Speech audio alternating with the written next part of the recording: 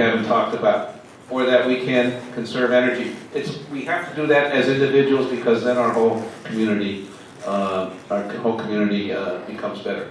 When I am mayor, I'm going to announce with the county supervisors and the Board of Education that we are going to solar power all of our public buildings within 5 years. Now, what does that do? That creates an enormous demand for solar panels or photovoltaic cells, and energy audits to make sure there's efficiency. Our small businesses can expand, people would come here, even manufacture might locate here because of that demand. And it would bring down the cost for individual homes or individual businesses. So as a city, we should undertake to be America's most sustainable city.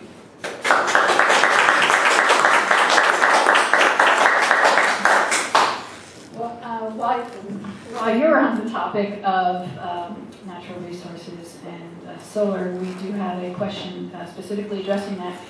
Taking advantage of our natural resources, such as solar usage in homes and businesses, seem to be much less expensive than gas and electric, and seems to be the way to go these days.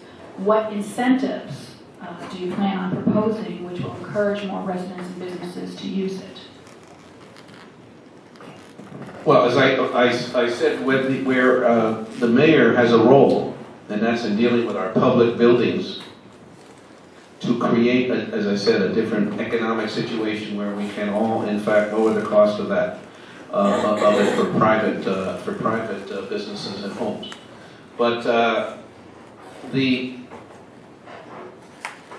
kind of approach I think that you have to take, again, is toward a community sense of responsibility. You have to have a community sense of responsibility that we're all in this together. Now, you asked specifically what incentives? The incentives. In that, I've lost my train of thought somehow. I'm looking at Nathan, and it's a second. Nathan always tells me that the memory is the second thing to go, but I forget what the first thing is. And like Ronald Reagan, though, I will not use his youth and enthusiasm.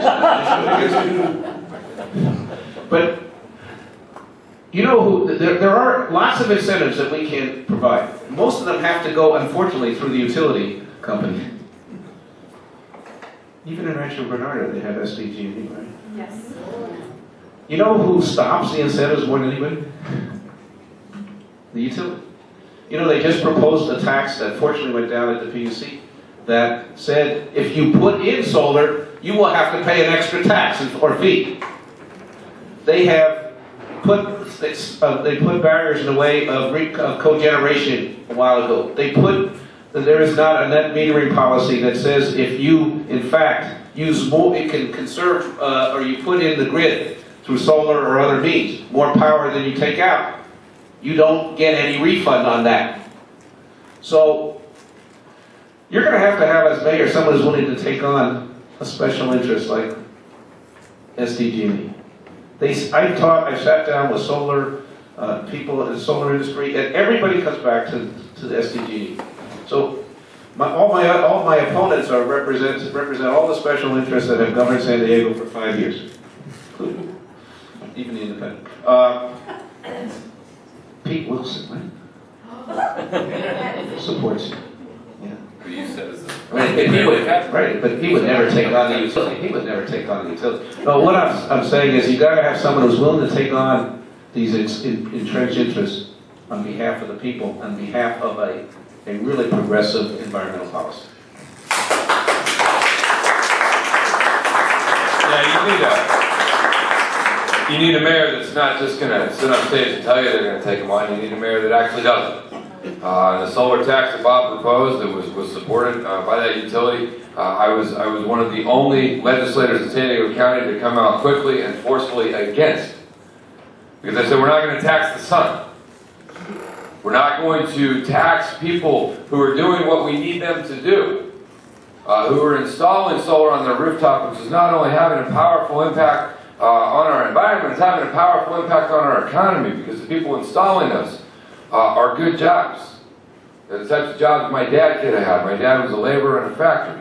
That middle class, we can't see an erosion of the middle class. And so there's things we do here that benefit our environment. There's things we do here that benefit our economy, and time and again I've shown a willingness to stand up, to take on powerful interests to do the right thing. I took on the tobacco industry and major out-of-state corporations when I sided with Jerry Brown to say we're going to reform our tax code to take away the incentive for out-of-state guys and actually provide some real relief for California small businesses that have been struggling, for manufacturers that have been struggling.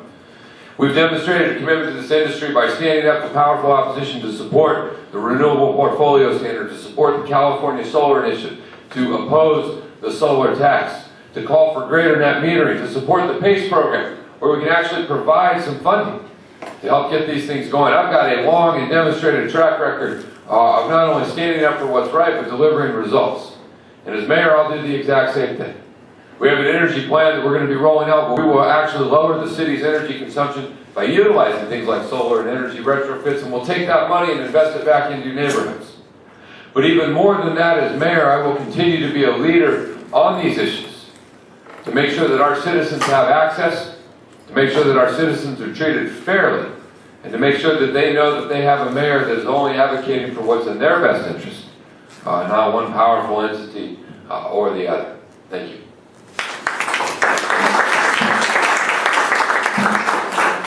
We do have a question on recycled water. You mentioned recycled water. What are your plans for addressing recycled water in our city and up here specifically in the North County inland area? Two of our major volunteer organizations, the Community Council and the Planning Group, have been working hard on trying to get recycled water all the way up in North County, where we seem to be the forgotten area all the time for a lot of things.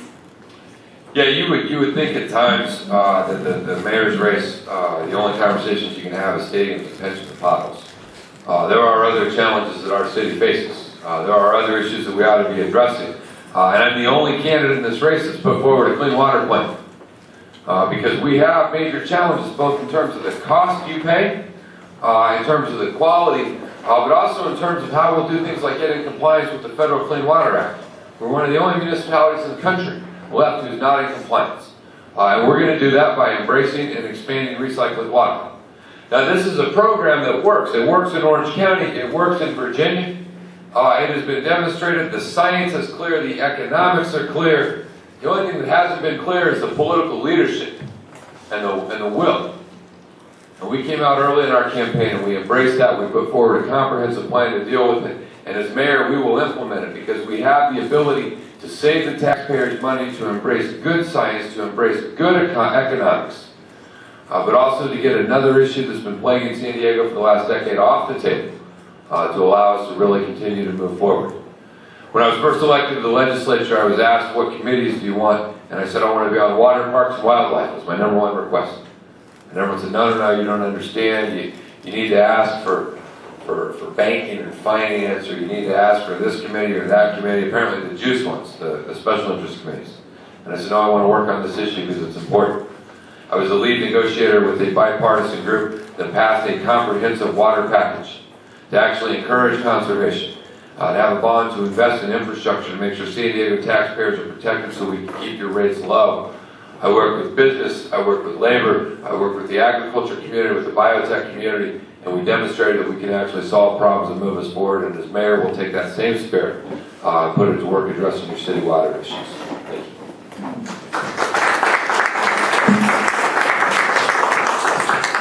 I think Nathan said in answer to the previous question when I said something about the utility, he said, well, you need someone who actually delivers results and not just sits up here and goes after, says we're going to go after utility.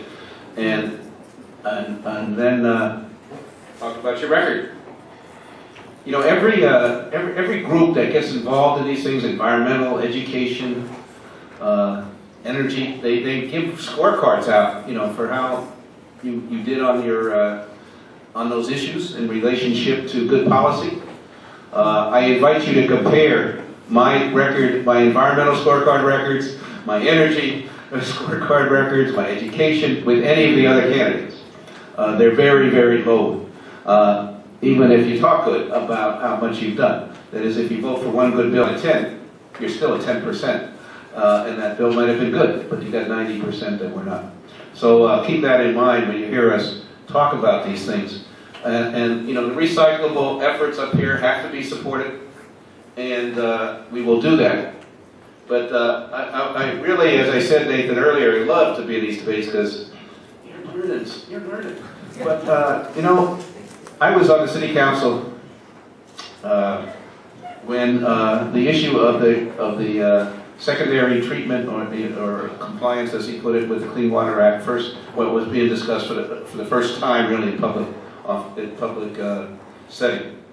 And what we determined, with the support of the Scripps Institute of Oceanography and all of the scientists who looked at that if we complied with the Clean Water Act, and that is raise our, what they call secondary treatment from, I think it was 87 or 88 to 90%, it would cost the taxpayers, at that time, $6 or $7 billion. That is, we would get very little environmental improvement, but it would cost incredible effective. And the oceanographers at Scripps said, we are in a geographical situation where we don't have to do that. My first bill in Congress, I got a waiver from the Clean Water Act for San Diego, and I'm the leading environmentalist, by the way, I was on the city council, saving San Diego taxpayers at that time $6 billion from rate increases. And we have gotten the waiver extended every 5 years since. So if you want to bring us in so-called compliance, where we really are environmentally, it'll cost now probably $10 billion to your taxes to make those changes that we have to do. That would be disastrous, I think. And there is every environmental scientist that has looked at this said we are not doing harm to our ocean or anything around the environment. The mayor, by the way, as part of those waivers, did not take the recycling as seriously as he should have. And what you have done in North County is move forward in a much quicker fashion, and we need to support that.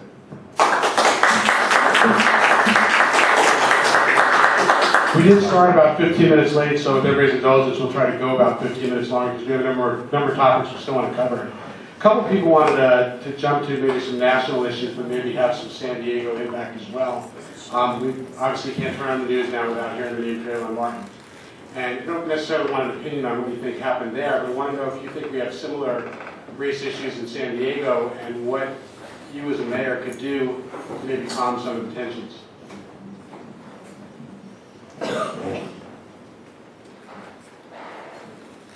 Let me tell you something about how I got to where I am today.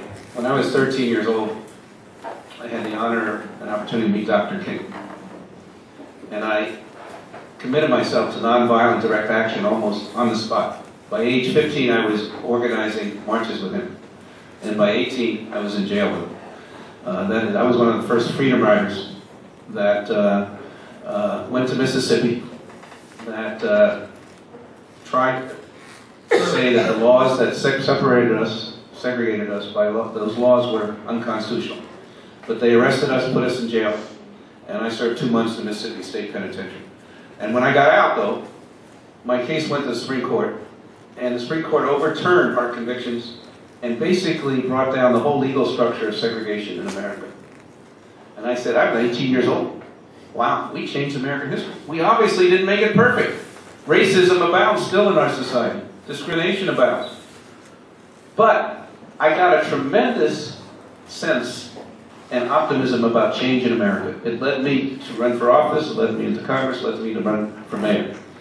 And on the issues of racism, of civil rights, I mean, there's nobody running for any mayor probably in this country that has the background and ability to relate to all the communities that I do. We have to understand what is going on in terms of young people, of how the police might respond. When I was on the city council, we advanced the concept of community policing so far in areas that were mainly Latino and African American that I used to say I was the only city councilman in America that could walk into a black or brown audience with the police chief and get a standing ovation, because they saw, the community saw the cops on their side. And once you have that, you have the ability to relate in a way where issues of racial profiling, for example, can be discussed, where you have a sense of responsibility by the police officers. You have those involvement with the community. You didn't seem to have it in Sanford, Florida, but the kind of community relations that is threatened, by the way, by our budget cuts. We have cut community service officers in San Diego. We have cut those who speak other languages beside English. That's not a good path to keep San Diego a very a city where our relationships amongst our incredible diverse populations are on a pretty high level, and where we must work every day to maintain it.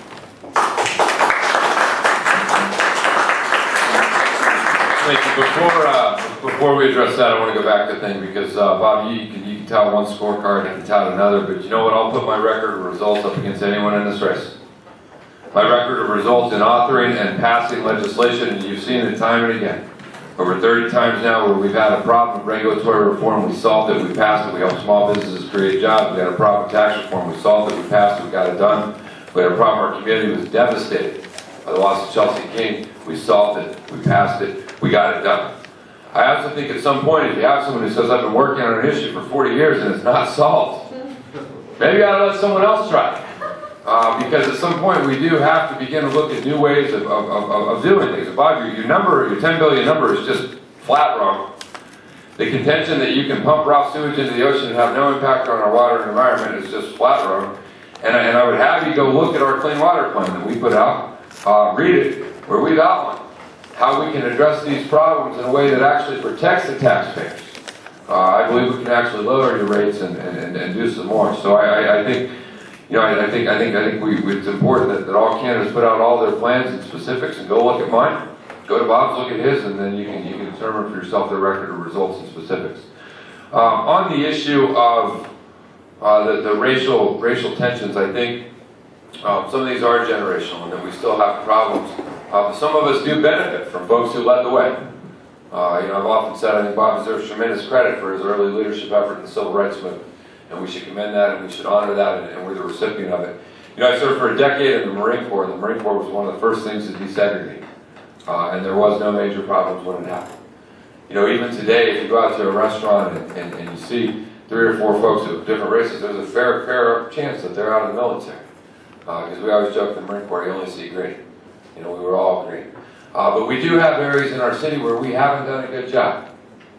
And we have to do a much better job. One of them's in the achievement gap. When 58% of Latinos cannot read at grade level, right? That's inconsistent with our moral value because we promise every child an education, regardless of race, regardless of income, regardless of if your parents went to college. We have to do a better job there. When we have the community of Stockton that doesn't have streetlights, there's no streetlights. It's inconsistent with our moral values. We aren't doing a good job of providing equal access to city government, of providing equal infrastructure. We could go on with examples when we look at crime rates and gang rates and education. And I think the challenge for the next mayor is making sure that we are rebuilding our entire city. That we're making sure that all citizens have access to the services and the public safety and the education and the infrastructure they deserve. Because that is something we could do that I believe would be most consistent with that desire and belief to ensure equal rights, to ensure civil rights, and in a lot of ways to continue the legacy of those that have stepped out and been brave in the past. Thank you. We're touching on a real easy topic again. One of our audience members wants to know if either one of you or both of you would have the courage to ride in the Gay Pride Parade as our Mayor Sanders has done in the past. I think I know the answer to that, but give us a quick answer to you. Yeah, look, I support equal rights for folks, regardless of your race, regardless of your ethnicity, regardless of your sexual orientation. And so I think that we should embrace all aspects of our community. I have a legislative track record and even scorecards on this one, Bob, that demonstrate that, and I'd be happy to. Not only have I been happy to, I have on many occasions. In fact, when I was on the school board, I was the first elected official in San Diego to go to a public gay event. That is, there was a group called San Diego Democratic Club, which had an annual freedom banquet, and no public official had ever gone. And to go to that banquet, you had to go through a phalanx of people who were screaming epithets and saying, these horrible things. So we have done it. And since I was, I was flat wrong on something, right? Look, if, I think you said we were dumping raw sewage in the ocean? Not true. Everything is treated. The question is how pure it is treated to in terms of, the amount of this chemical, this sulfide, that. The law requires 90%. We are dumping is 88%. So the question is, and as I said, every scientist said because of the ocean currents and our geography, the movement of that sewage does not do any harm to our beaches or the currents or the ocean. So if we're going to spend, and it costs, the estimates 20 years ago were $6 billion, so I have to say it must be around $10 billion. So those are how you would raise your rates. And I'm not sure, Nathan, you want to really compare results of your 3.5 years in the legislature with 4 years on the school board, 5 years on the city council, and 20 years in Congress. I did not just sit there. I did not just sit there. And I said I was president of the school board. How did I become president? I was elected by my peers, most of whom were not Democrats, by the way. When I was on the city council, I was elected by my peers as deputy mayor. And there were only 3 Democrats on the council. People saw that I had the ability not only to lead, but bring people together and do things effectively. In Congress, I was elected by my peers to be chairman of the Veterans Committee. And I will tell you, in 4 years, the number of bills that we wrote were way more than what I've heard tonight. So I don't know if you want to go down that road, but if we do, I think the people of San Diego ought to go down that road. Look at our experience. Look at our records. Look at how we solve the problems. Look at how what we have accomplished. And let's stack up those records. I'll be happy to participate. And yeah, there are a lot of problems still existing. No matter how many of us have been, how long, we have racism, we have poor education. We got to still work on it. I don't want to cut anybody off. I want to try to keep close to the 2 minutes. Since we're having so much fun, somebody said that the definition of special interest is anyone that supports my opponent. So I'll give you a chance right now because I assume that anybody that's supporting you is just a hard-working group or a hard-working men and women that are getting it going, be that downtown interest or union or whoever it happens to be. So I'll give you a chance to talk about some of your supporters and how proud you are that they're supporting you, and maybe pick out 1 or 2 that might give us pause about your opponent.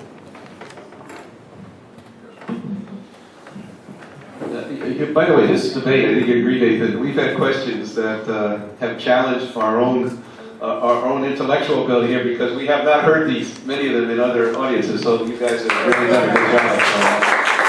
And they're good questions. They're good questions. They're important questions.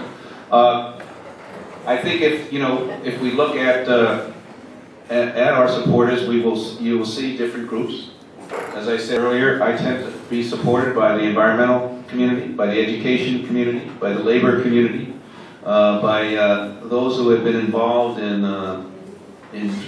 trade kinds of things to increase our economic situation, those who have been involved in relationships with Mexico. All of those people have supported me. And they have supported me because of my experience and because I have not been afraid to take on special interests. And who are those special interests?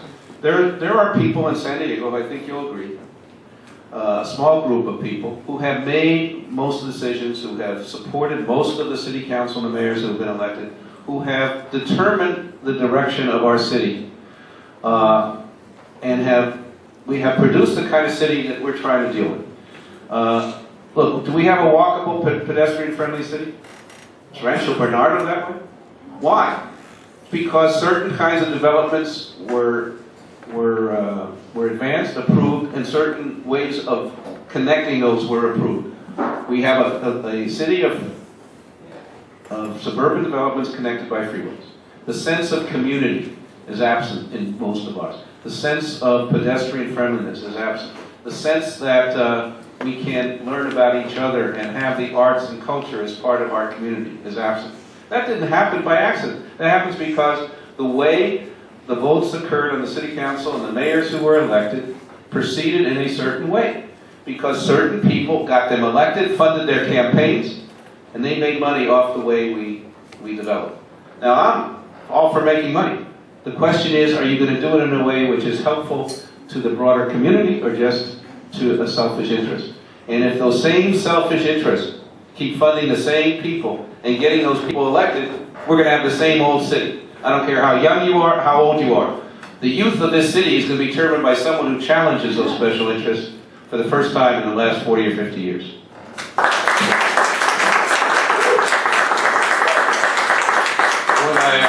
When I announced for mayor, I was told, they said, well, you won't have any support. And I said, well, why is that? And they said, well, you know, Carl DeMaio's got all the far-right guys, and, you know, Bob has his folks, and Bonnie DeMantis have all the establishment City Hall insiders, way it's always been done. And they said, there's nothing left. One of the commentators went on TV after I announced and said, Fletcher won't have any support, he'll have to drop out in June. And what you've seen from that day until now is a campaign that has had more supporters, more volunteers, more policy ideas, more activity, more energy, more surging in any quantifiable metric than any other race. Because I said, we're going to go out and we're going to talk to a new generation of people that are going to step up. We're going to do a campaign a little bit different. We've come out and we announced that I had colleagues of mine that were Republicans that supported me. I had colleagues of mine that were Democrats that supported me. Because they both said he'll work to actually solve a problem. They'll try and figure out how to help you move forward. We had leaders from our emerging industries, a lot of the tech sector, the biotech, the high tech, these entrepreneurs and innovators that are creating the good paying jobs of today. Hundreds of them that have stepped forward and said, we haven't been involved in a mayor's race in the past, but we care about rebuilding quality jobs and we're going to support Nathan Fletcher. Groups like the California Small Business Association, groups like Biocon. We demonstrated we can work not only with leaders in the business community, but we can work with leaders from labor. San Diego police officers came out and supported him. Lifeguards came out and supported me. They said he has a commitment to clean water, he has a commitment to clean and safe beaches. He has a commitment to public safety. I spent a decade in the Marine Corps, honoring our veterans, honoring the economic impact of the defense and military community is important.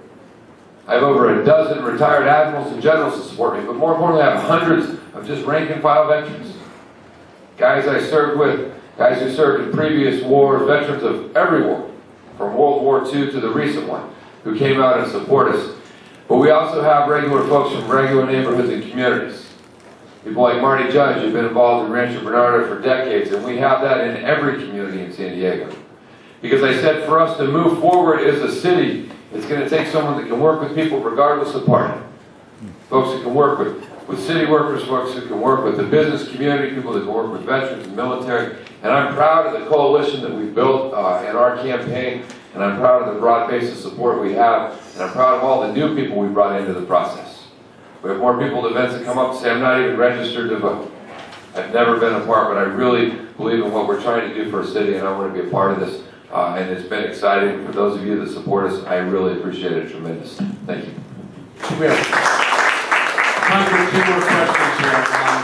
First one concerns something that's, may happen up here that we've been a little bit concerned about. Some people support, some people don't. But want to know what your position is, first on the bullet train that you've heard about, and could be coming right down the I-15. And second, what would be your position on extending light rail out the I-15 corridor?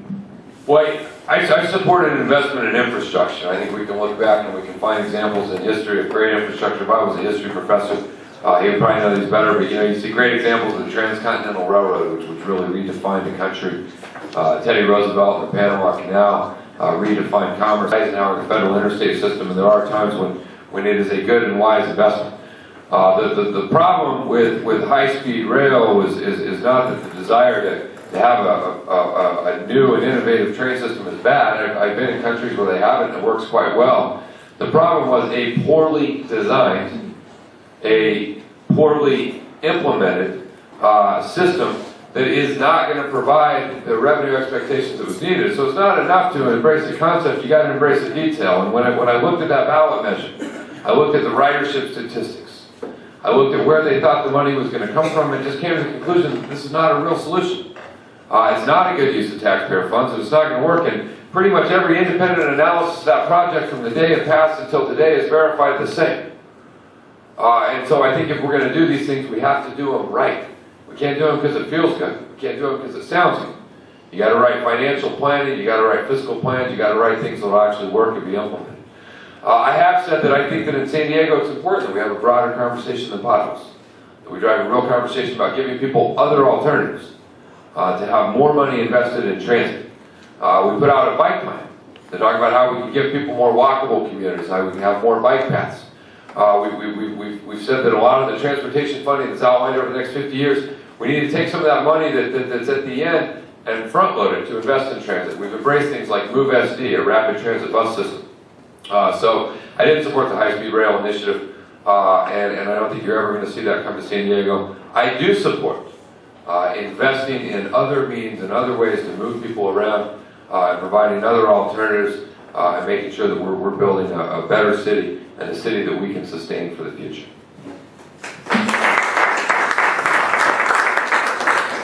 Like Nathan, I have very little confidence in the high-speed rail plans and budgets. They change, they go up, they go down, and nobody knows why, and the routes are, who knows. I was just on the campus of Miramar College, and they have a high-speed part of the rail going under their science building. I mean, that's ridiculous. You cannot build something, I mean, you already have, we've invested in that college and just put in a new science building, now they want to put something underneath it. It doesn't make any sense. I assume the same for Rancho Bernardo, but I'd like to talk to you more about that. But I have not had the confidence in the way this has been approached and the way San Diego has been treated in all this. I'd like to hear what you think about the trolley coming up here. It sounds like a good idea. I haven't seen the budget figures on that or how that would deal with the highway situation. But clearly, you have to have a mayor who wants to look at these public infrastructure, public transportation. We cannot continue as a society, either with the cost of fuel or the environmental impacts of single passenger automobiles. We cannot continue. We have to move more toward efficient and reliable, cost-effective public transportation. And that, by the way, would also help bring down the cost, have us be able to build more affordable housing in our region, because once you have what they call transit-oriented development, that is housing that is related to the transportation system, you can in fact bring down the cost of both. And that's the way I think we have to go with our city. So I'd like to talk with your associations about both the trolley and the high-speed rail. I have a hunch, tell me if I'm wrong, that there is real major opposition to the bullet train, the so-called bullet train. But I suspect you'd be looking favorably at least at some ideas for the trolley. Thank you, and thanks to everybody who submitted questions. There's still a lot of good questions out there about the cost of water and MWD's role in that. What about the Balboa Park plan? What about getting our higher education institutes like the universities to do some joint use on libraries to help out, and getting more involved in San Diego Unified has been a big issue up here, if not up here, it's been a big issue everywhere else, even though we're in the Poway Unified School District. But with only one question left, maybe you can address some of those in a future forum. With one question left, I think it would be appropriate if you could give us specifically 3 things you want to accomplish in your first year, and what your legacy will be when you're done with your second term as mayor, what you want people to remember you for.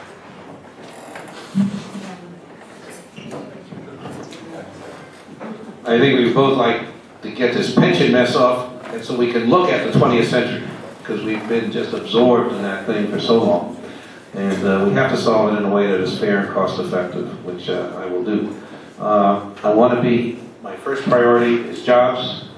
I'm tempted to say second jobs, third job. But look, the way we advance in all parts of our civilized life in the city is the only way is with a thriving economy. And I look at, as I said earlier, to an alternative energy economy. I look at our port, beautiful port, biggest Navy base in the world, but one where we have not developed to anywhere near its full potential, the commercial potential of that port.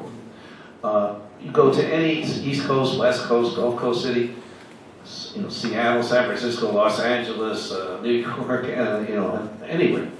And it's a real trade center. We don't have that in San Diego. And we're talking about thousands of jobs. It's the single most important place where we can build those middle-class jobs that we lost when we lost the defense industry here in San Diego. So I would like to be looked at as we've moved on jobs, we've moved toward a livable, walkable, sustainable city. And in fact, the neighborhoods began to have real influence again. We have lost that here in San Diego. We have lost the ability to put infrastructure where it's needed and when it's needed. We have lost the ability of citizens to have power down at City Hall from various neighborhoods. We've had a real, I think, domination by a small group of people who have not taken into account all the neighborhoods of San Diego. So that's the legacy I would like to see. I would like to be seen also that someone who's brought in our whole city to deal with the education of our children, and someone who's raised our public commitment to arts and culture, and who's kept that for our young people. And as finally someone who has said, let's dream bigger thoughts about the future of San Diego. We go from America's finest city to America's greatest city.